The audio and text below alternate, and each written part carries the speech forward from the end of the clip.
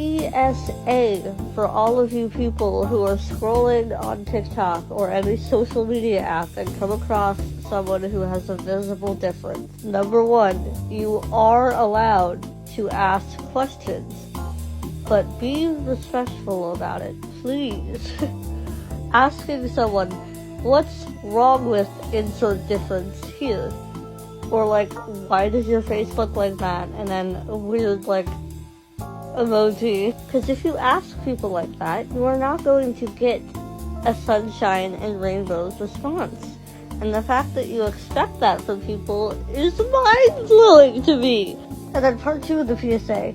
9 times out of 10, anyone who has a visible difference will have a pinned video on their account or the name of whatever the difference is in their bio, because they get this question asked so many times. So if you're ever curious about it, just go to their profile first, and most of the time you will have your answer waiting for you.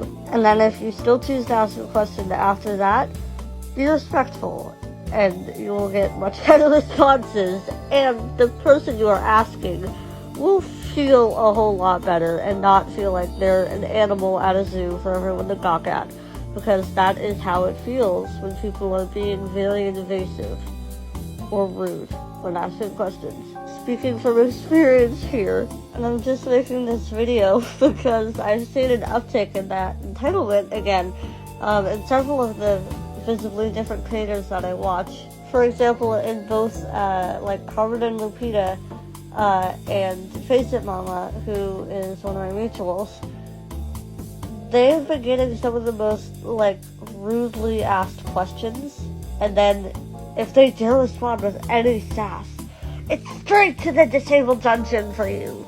And what I mean by that is, as soon as disabled people have any heat in any response that they give to someone who has asked like insanely rude questions or like insinuated rude things, if they have any heat in their response, it's immediately the disabled person's fault for responding rudely to, oh, it was just a question. And it gets turned into, it's your fault for being on the internet and then not expecting questions.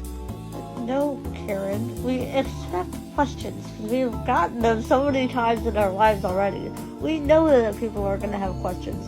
We just expect a certain level of decency from people asking questions. That's it. Anyways, thank you for coming to my rant and PSA. Have a good day.